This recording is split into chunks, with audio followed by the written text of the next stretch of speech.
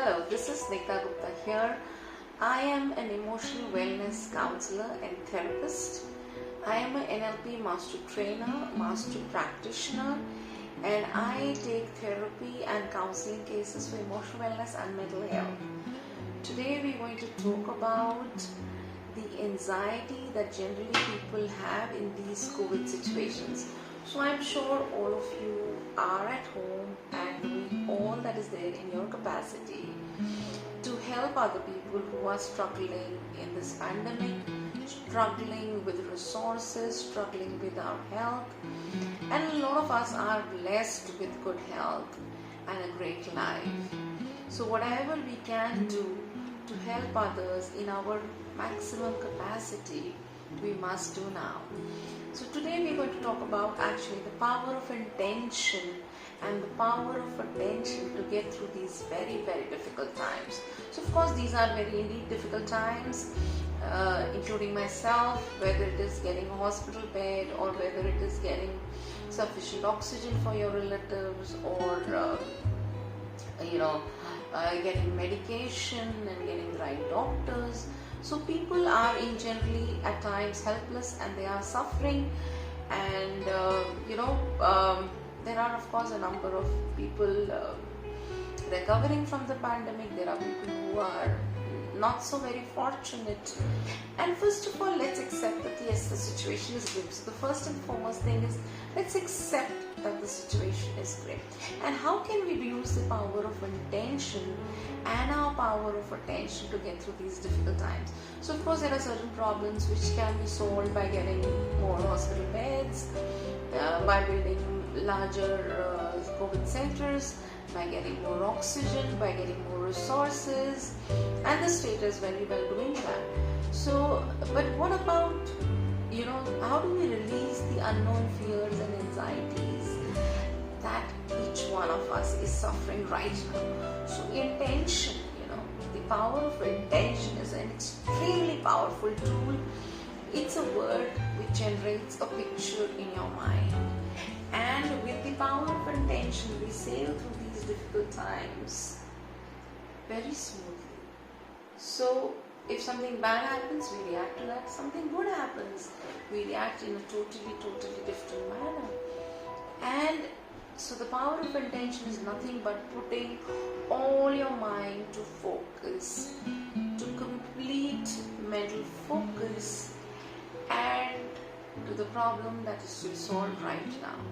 So you can either get stuck in the problem, or you can get stuck in the reactions, your fear, and you can get stressed over it, or you can say, this is what I'm going to do, I'm going to take action, and I'm going to go ahead and do this. So as you set the intention that this is the problem and this is the action that I'm going to take, I'm going to call 10 people for these oxygen, I'm going to call 10 more people for the medication, and I'm going to find out resources for food and other supplies. If you do that, that is called taking action on a noble intention. So the thing is, when you do this, when you take an action on an intention, it is hugely successful. But when you just intend, or your focus or your attention is on, oh God, is the suffering and so many people are dying and so much of this is happening and we don't have resources, and you have the intention is, or your attention is actually on your own suffering and on the suffering of others.